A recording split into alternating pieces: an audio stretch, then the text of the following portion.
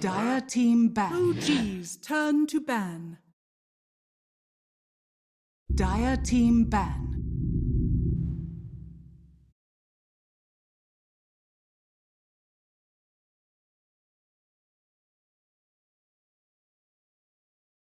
Ten seconds remaining.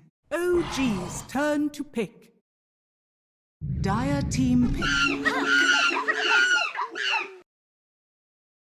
Game 3 between Team Nigma and Team OD. Team Nigma sitting 2-2 on their score so far. OD 2-1. Both teams could lead this victory if they want to have a shot to not having to go through wildcards at the major if they even make it there, because that is not even set in stone yet. Either Jordan, but Perk, Jordan, Cal, Dekoff, and we are in the draft, and we have the same bounce and the same opening, and OG are radiant again. And what is the same? The evolution. The clock. There it is. I don't know if I'm a huge fan of that, actually. That means Shaker goes to OG? Well, no, they won't pick Shaker because they pick clock to block it, but I would have just left both. You'd take whatever you'd like for Kuro, perhaps, or even a DP early if you really value that high, because now OG just ignores Shaker, and you have a clockwork all of a sudden, first pick overall. But I think in this position, look at the 3 drafts you had. The bans are the same in all 3 games. Bat, Io, Nyx, Morphling. Hot gets up for OG, they take it. In what scenario are they able to pick, Shaker first, Nigma go clockwork? If you don't pick Buck, Nigma get the Buck. This is like the one scenario that they can play for right now. And that denies, well, not denies, but I'm thinking Nigma goes to this clock. They love the clock with GH Coddle, because this is a 5 position for Crow that sort of covers it. The thing is, Earth Spirit, Puck, and Hunt to Coddle quite effectively, so I'm not sure they'll want it in this spot. DP also looks good. He was untouched last series, but it was opened up. Like, potentially the things, and they go for Viper, yeah. Wow. Strong Keeps lanes. getting banned out second phase. Yeah, we talk about lanes winning games, and they just open up with this clock flex, and good luck getting a kill in any of these lanes. You can't really kill block very easily. 10 seconds remaining. Love it. Viper's typically been played as an offlane by most players lately, but it can be flexibly put at mid, so I guess it does kind of give us options right now as a flex. And that's exactly what Nigma's been looking for. And when you think about these 3 games, the reason why these captains and teams, they haven't changed like the pick of the side, simply because they think that their strategy is better, and they need to make 1 or 2 adjustments to get there. And that's why I'm not seeing like the bans change or the order change, because both captains believe so much in their team and what they're bringing to this draft. I love it. It's so much fun. I appreciate your Dota. Yeah. Also, Thompson is just on fire. Like, I can't believe how consistent this guy is. Same goes with GH, though. I think for me, individually, these are the standouts thus far. Both shined in the game that their team won. It would be pretty interesting if Nigma did put his Viper mid lane into a potential puck, where you both just push the lane out, but Viper suddenly gets to farm up the 2 camps next to your jungle as well, because you're playing Radiant side, now green.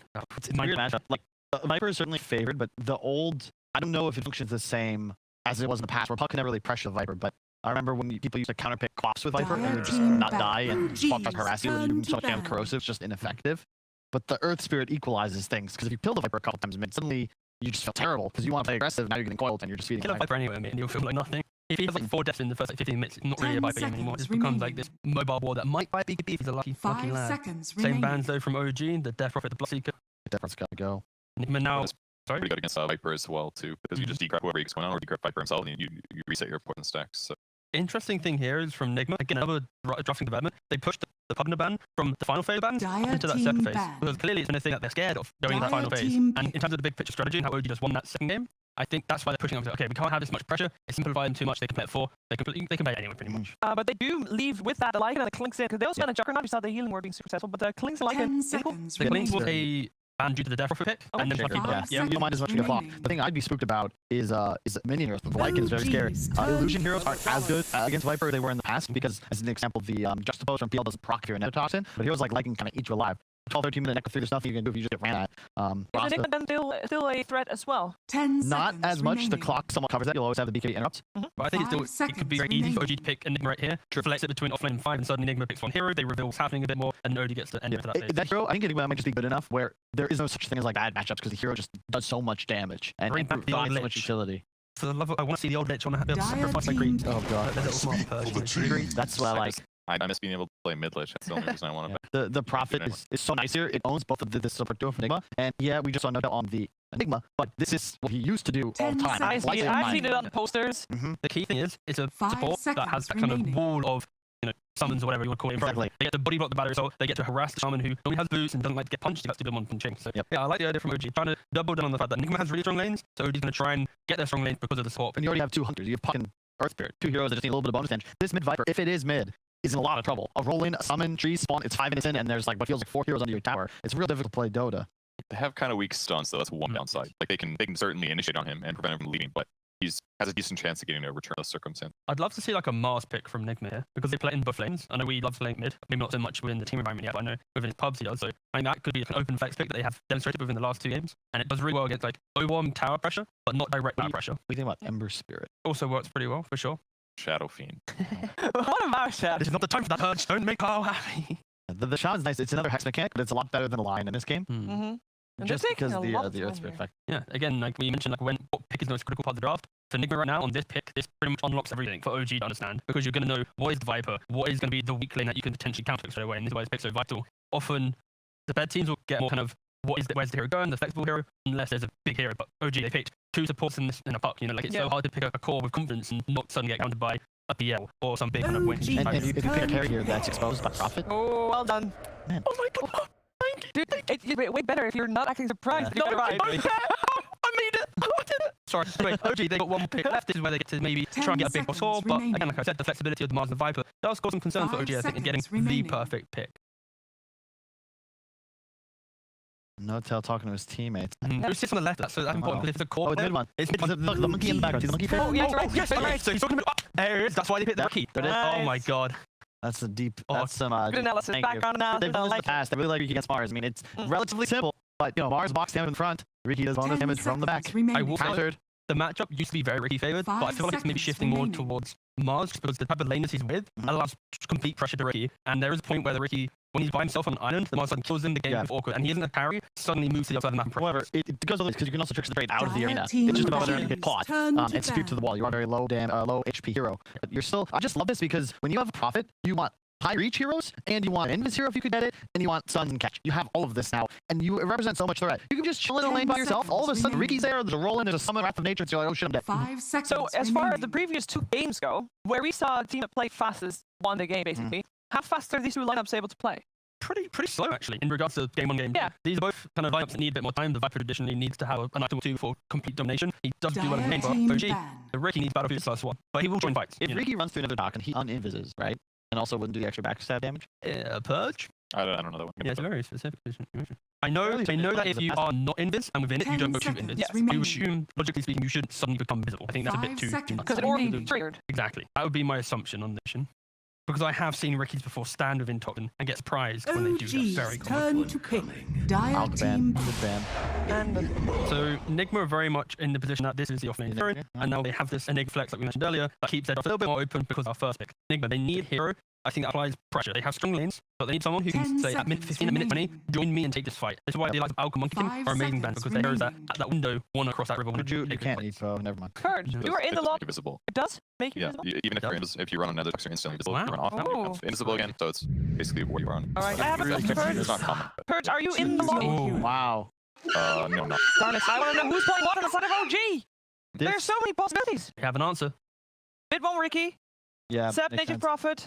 No Okay. kill So Nigma. the question is, you put the Enigma against the Booster just to try and slow it down. It's a really nice pick. You're going to run out of damage on the side of OG here. I think the important thing here is the Nigma plays with the Riki most likely, just to ensure he has a start to game, sexy, and then it's about the pressure you have. And I like the fact that even though Nigma picks this Medusa, who is so hard to kill behind this wall of aggression that they're going to have, the Nigma will eventually pressure her and fight. If you don't have ult, I can kill my position. No, but like, you still have to respect that threat. Yeah, and just like Virtus.pro, this is going to be an incredible game. Third game to the series, Verge, we got.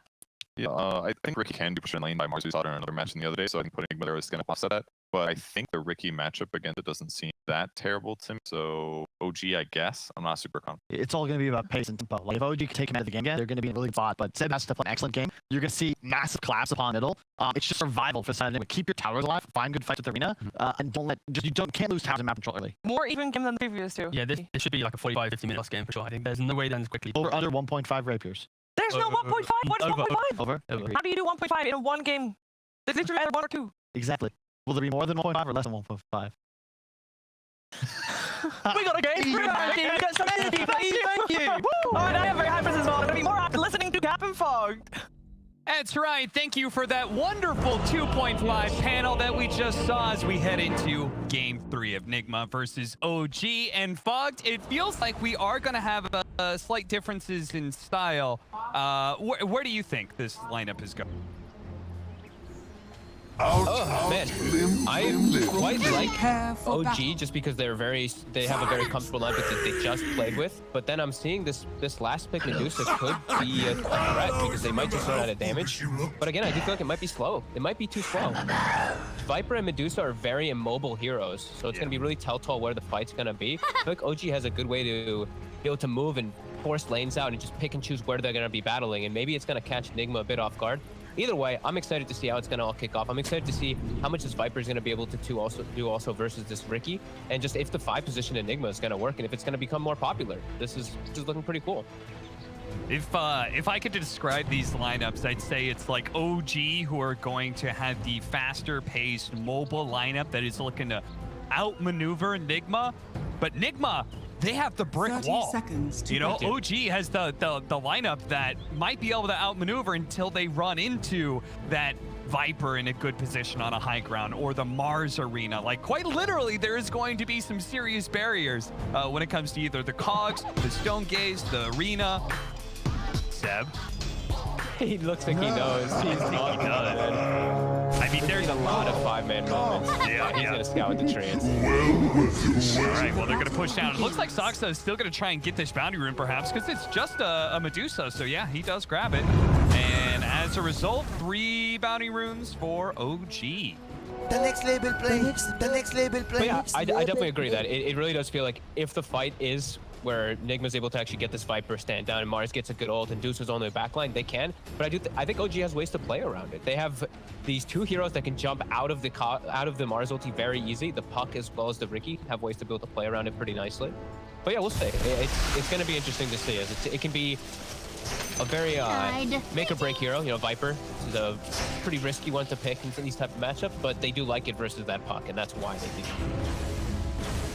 We're watching Weeha's Dragon Turtle Viper, one of my favorite sets, just pushing the mid lane into the Thompson Puck. The bottom that set looks so weird. Oh, yeah. It really does. It's pretty funny. I actually want to talk about this bottom lane because I think the analyst had some interesting things to talk about. Riki is just sort of like a kind of very straightforward one-to-one counter to Mars. Hard to lock down with a spear, can get around Bulwark, but I thought it was interesting what T-Governor was saying about the fact that based on the support, you can pressure the Riki still a lot in lane, as Weeha may actually die here with all this aggression that he was going for. Thompson, he's gonna go for easy creep deny, but it's not gonna be enough. Thompson my God. claims the first blood, and Weeha is already suffering. And just the thing is, too, is the way, maybe this will be a breakdown for Purge or something like that, but just looking at that, how he played it, this was actually Viper forcing the wave in super hard. Thompson not last hitting. Thompson was just right-clicking him during all of it, so he actually got him low enough to chase down. That was a pretty cool little play coming up from the 2 of them there. And yeah, back to the thing about the support pushing out. I've been seeing that a lot lately, actually. I know Brian made up a point about it, too, when you're playing with, like, Legion Commander. It's not about the threat of the front hero, it's the threat of the back hero that actually shuts down a lot of these carries. So I quite like that too, where Shadow Shaman is good versus the Riki. High base damage, you have this control.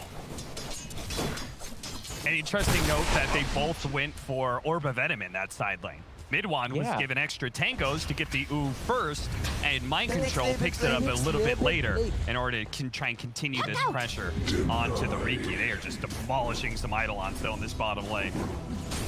Yeah, that's the thing that it offsets. Is like they do have this Enigma who's getting these constant denies. So you see, he's already got, he's about to have the 8th one, but they are getting those Eidolon trades because it's a Mars versus these summons. So there's like this fun trade that's going between the 2 of them. And mid one, he's coming out. He's going again. Thompson gets in front of Weeha. He's gonna jump forward into the tower. Whoa! Oh, what? He stopped it. He stopped that last attack. Weeha didn't have a fairy fire. He gets the salve from the courier, so he'll be able to play back into the lane still, but that looked like he was dead. He must have maybe hit the tower and then stopped instantly just as soon as he thought he didn't get it. That was a bit of a slip up there from Thompson, maybe. That's not Weeha. Maybe he can take advantage of it. GH do manage to kill No Tail in the bottom lane while we're watching Weeha continue to try and pressure Thompson.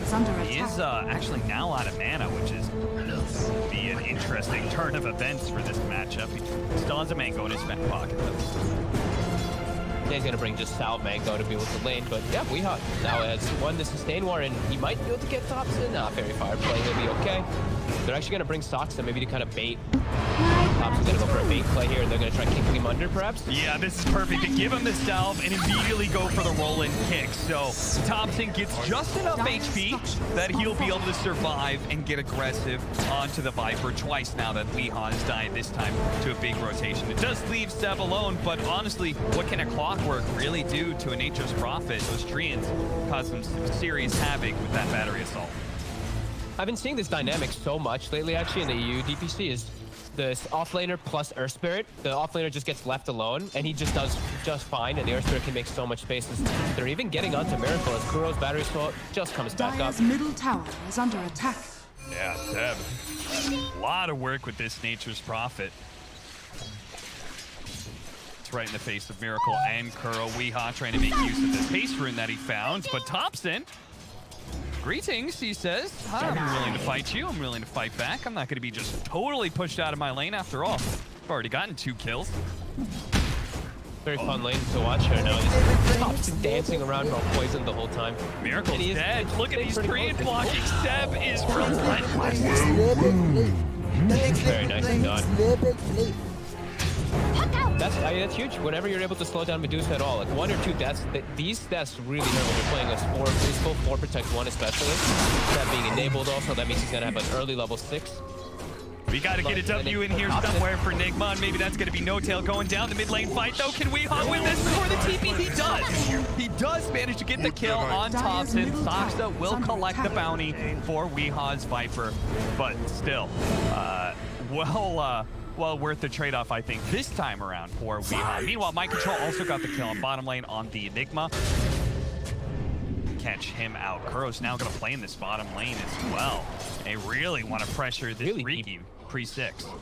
Yeah, really deep ward too. They wanted to try to pressure with the catapult wave. They'll get a nice courier kill, but No Tail actually just eats the catapult. The beauty of having a 5-position Enigma is now your push is gone bottom lane. So Kuroki makes the move bottom, but now that's going to leave the Medusa up top isolated. And now it's going to be this important next timing for OG. Level 6 on the Nature's Prophet's going to come out pretty soon. Then they can look to make so many global plays. Weehaw has to be careful. Even bottom lane has to be careful how far they step up. Enigma has to be prepared for that 6 to come out at any moment. They may have killed a lot of Eidolons, and they may have killed even No Tail himself a number of times. The resulting space still puts Mid-1 top of this CS, so they weren't able to pressure the Riki as much as maybe they would have liked, like the way Tiga was talking about. Instead, that duo has just been killed 5 positions. Thompson, he actually uses the orb. And the Invis managed to get him with the strike. Thompson doesn't have a quick way out of here, but just far enough underneath the tower that Weehaw doesn't feel good about diving any longer. The raindrops definitely being a big mitigating factor there in kill power, as Mind Control does have a spear. Mid-1, way out the close, he just hit him.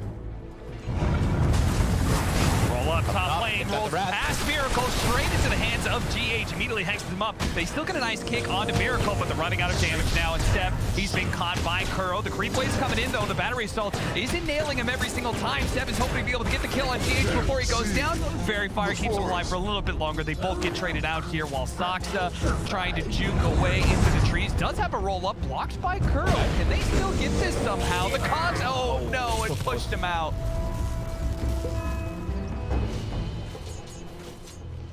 Nice aggressive moves. And the fact that they could at least bait the coil mid means that Wrath of Nature's not as threatening. They almost get the kill top onto the Medusa, but they will get Seb first. But still, OG, they're okay with this. They're still getting good farm. Up to a 2K advantage.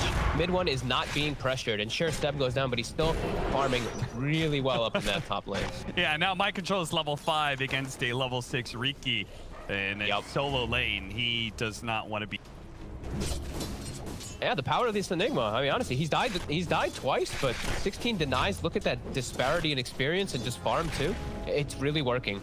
It really is. And maybe we'll start to see some more rise of these support Enigmas. It does seem pretty clever. Tower is under attack. Especially versus these tanky offlaners where your Midnight Pulse is just going to start getting super valuable later on too. GH stepped a bit far up. Pushed him back first with God's Rebuke. Mid-1 opting not to chase any other. Need to. Keeping them out of experience range.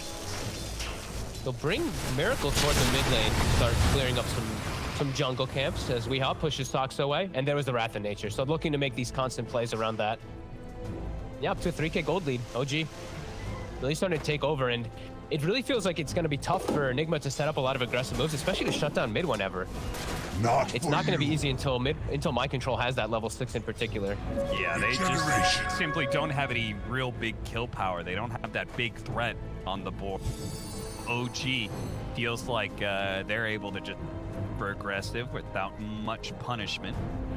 And both games so far that we've seen, the team who's able to play aggressive, the team who's able to dictate the pace at the start of the game has been pretty solid as Miracle. He's down, kicked out of the coil. Yeah, that's pretty nice. Miracle is barely going to survive, though, thanks in part to the Hex.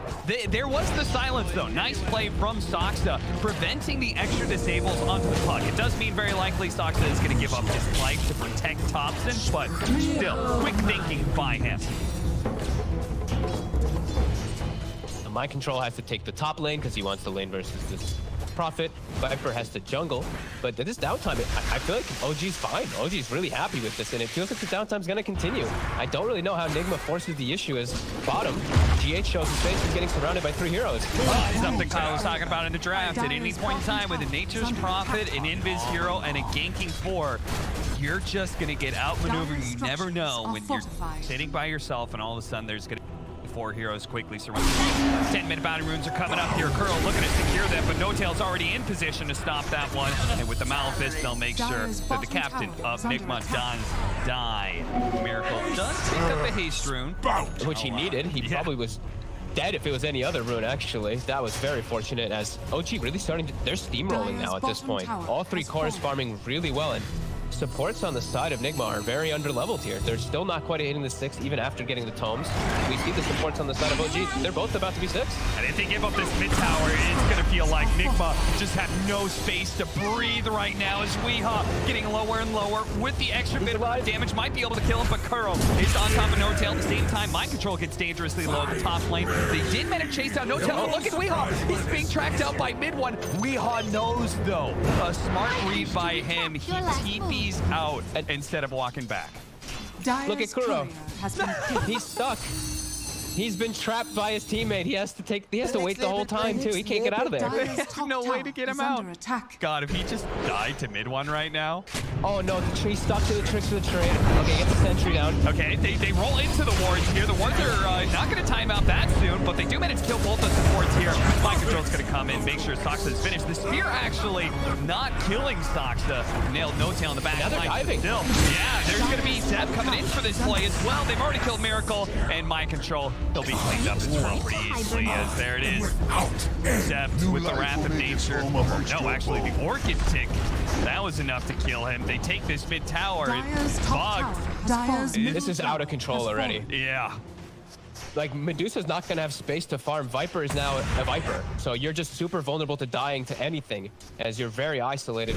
Cav, this game we might not see much longer of this game. This Miracle Medusa might not be able to get a chance to get any farm as he's lost control of his 2 jungles. Just like the last game, OG just putting the pressure on, even taking the Ancients now.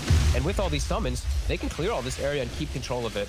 And ults are all coming back online. This is looking rough. Yeah, Nigma, I think they were hoping to, off of a more successful laning phase, build that brick wall that we were talking about, but it feels like OG has been tearing it down and the act of it being built up brick by brick. Nigma just do not get to have any space be able to cement a position in this game. They're now down 8,000 net worth. They have nowhere really to farm. Weehaw, Dire's middle tower. Even if he does survive through this engagement with Tops, it goes to show like he just doesn't get a moment's rest. No, they're totally on the back foot, and now it's, you know, Mars has to be the space trader because the Viper's having such a hard time that he's just going to get gone on every time if he does show his face. And there we go, My Control comes in. Still, they still managed to kill GH thanks to the coil plus Wrath of Nature. They didn't even need Seb himself to be in that fight. Thompson just going to kind of toy around here with the enemy, see if they can catch him somehow, but unlikely. Yeah, with the cast range talent especially, you can just jump up these cliffs with the Waiting Rift quite easily. As Mid1 is still playing, he's going for Battle Fury, but he's still playing as if he's more active. But he's just literally running at Miracle every time he shows. He doesn't get a chance to get anything off here. All of his mana is taken away. He did have wand charges, and OG recognizing that both the wand charges and the TP did mean that Nigma could turn things around with a stone gaze. G8. Thompson? They're gonna go for it. Thompson does get hexed up first though, but they're gonna dive in. Cogs actually pushing Thompson to the side, but fortunately the orb was still up. A nice spear nails Mid1 and reveals him into the tree over there. Thanks in part to a good setup by GH and the Sentry. Nigma finally get a core kill here. Uh-oh, but bottom, the 2 supports. Viper in the bottom lane is he's just dead. Yeah, this is No Tail. I mean, he's shown he can just black hole for free. Yep. Positions like these that you get very concerned when there's the Viper in the game. Now what? He's 1-4. His game feels pretty over, and he's up versus some pretty hard carries. And we're seeing the way that OG, they forced the issue top. They even saw all the teleports finish, and they still didn't care. They still made that aggressive move because I don't think they care if they die. They're getting too much on the map. Nigma's not able to withstand all this pressure. Curl trying to protect. They do manage to get the combo here on this side.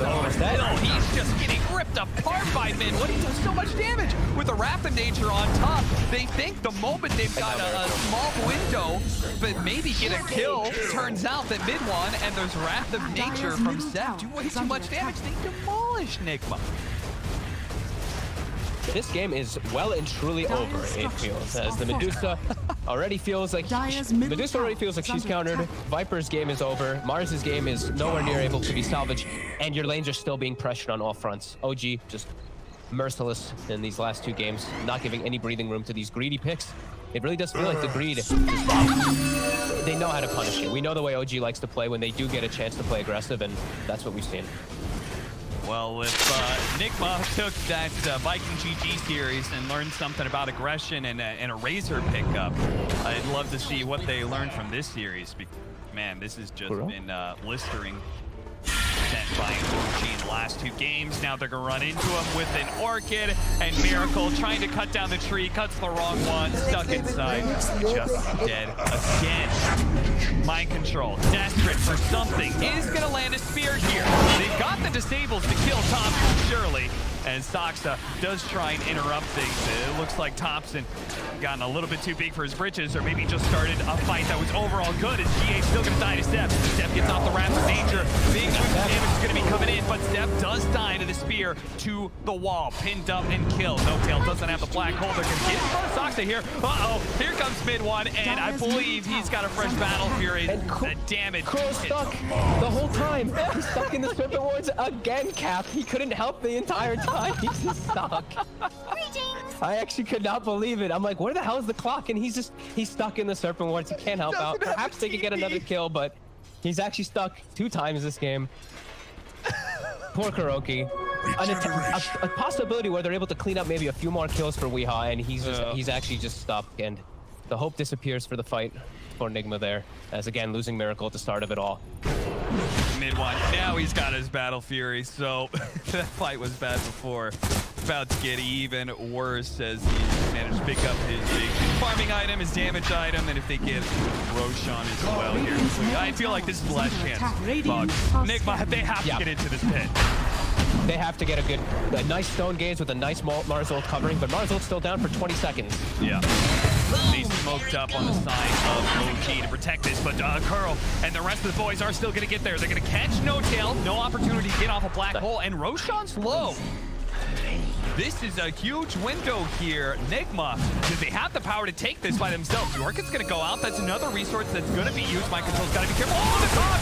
He pushes Thompson. He gets nailed by the spear. Can they actually kill him? The wall goes out. They throw everything they have. Thompson's dead. Now the stone gaze has caught Soxa and kept the roll away. Denied by the battery stall. And step 2. Now he's trying to go on the run. A buyback from Soxa. A re-engagement. OG.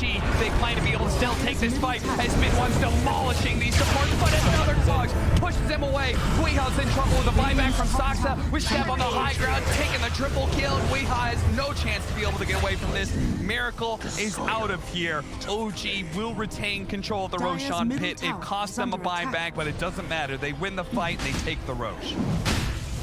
Yeah, Seb and the Ricky both show up. Mid one and him just had to go through a clean-up duel, an insane amount of damage in the fight there. 2,700, 2,800 respectively on the two of them. Even though they did lose the puck at the start of it all, these two are the big damage dealers. Seb with this humongous item build pick up with the Orchid, the Witchblade, pretty much actually with the BKB done too after that.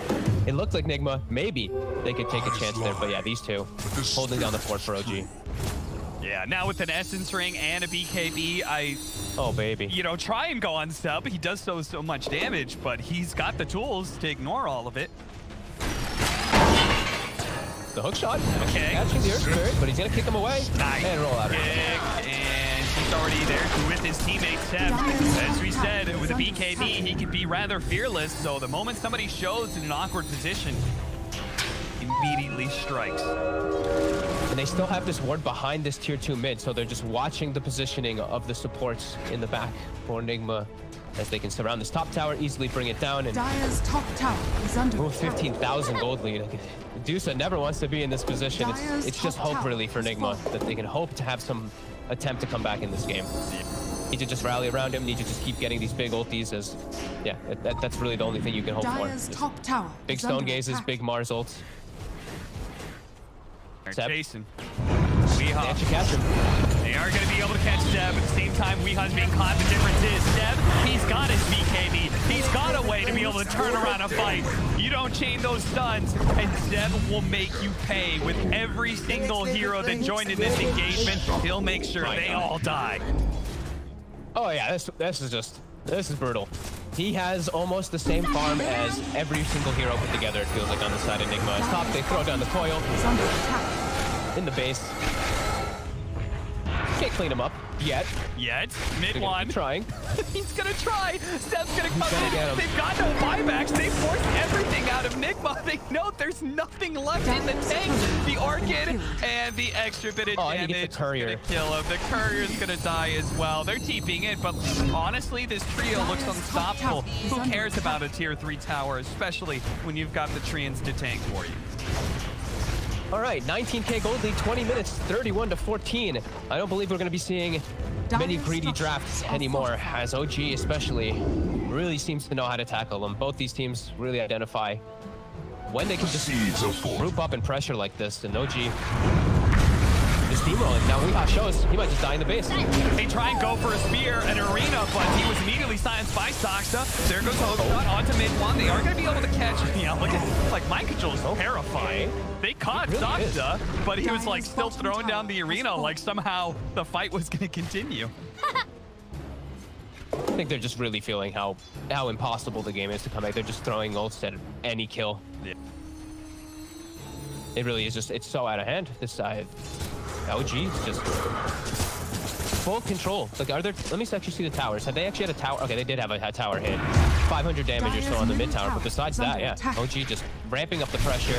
Weeha almost dying to the Ricky, but they just can't do anything. Can farm a creep wave that's right outside of his base because, again, very deep vision is scouting him setting up to step out of that base and immediately is being punished every single time. Oh, what a spear! They've actually got him. That's going to be one. Can they do two? Cogs into a hook shot is going to be a lot of stun time here. They actually ate there, but it's immediately stopped. They are going to try and get out what damage they can, but Seb is pumping it out. He's trying to kill Mind Control. The Orchid is not going to take him out. Hex onto top, into Black Hole. And back in Miracle. Do they have to disable? They do. Hookshot's going to be able to stop that one. Kuro running interference as best he can, but Seb with his BKB looking to be able to chase down Miracle. Kuro is going to die, but it looks like maybe he saved this team fight. They turn around. Nice shot there from GH. Mind Control's back at it. He really wants this kill on one of the cores. Oh my god. It's too much with an E-blade from Tops and all that magic damage, just 100 to 0. By the way, Cap, that was in their base under tier 4s. Just diving, going for these kills. That just shows how confident OG really is in the game. And yeah, Nigma just, it really does feel like no hope, but they're sticking in it. They're trying their best to be able to get this Medusa online. I mean, they have that was, right? That was under tier 4s. Yeah, they have to try something. It's just, it really is such a big match. They're not going to tap out. They're going to keep trying for it. But the fact that Seb just TPs under tier 4s and gets so many kills just like that, Yeah, that's a statement of its own. Yeah, it certainly is. We heard Nigma talk about the fact that due to the fact that they are 2-2, they already have those 2 losses. The 3rd loss would pretty much put them out of control of being there in their own fate when it comes to making it into the major. Yeah, especially with so many matches still to go, as Nigma have yet to face up against Tundra as well. Aiko does jump in. Fear onto Steph. See if they can keep their team to prevent the BKB from going off. He is indeed dead, but the backline's being demolished right now. Look at this battle fury from the Riki go to work as they're all stuck in this AoE with a double damage to boot.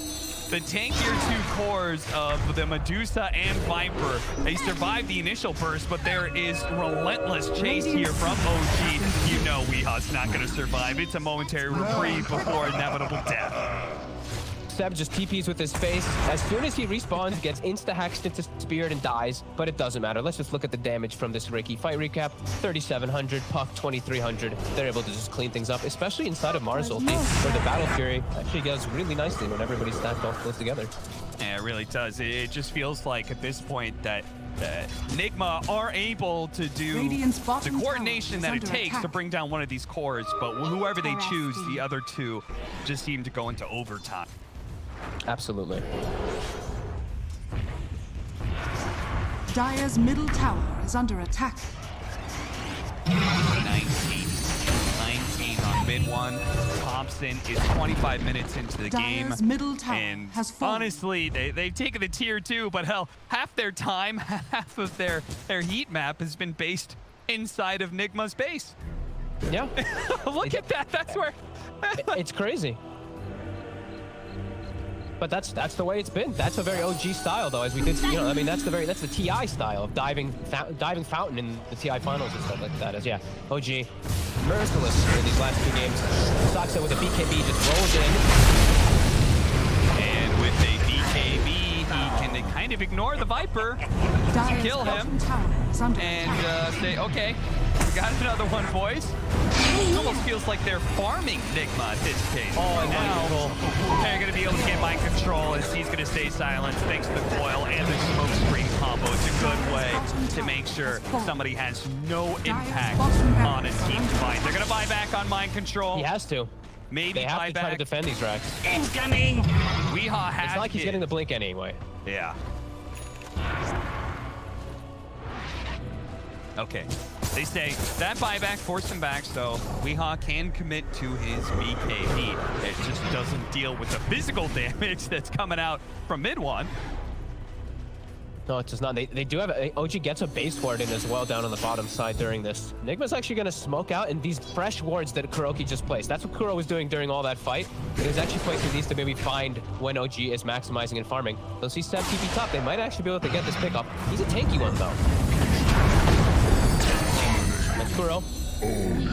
Play with his life. And All let's right. see, top. Can they actually get the Serpent Wards and a Marzel? Let's see. An all-in kill on to Steb.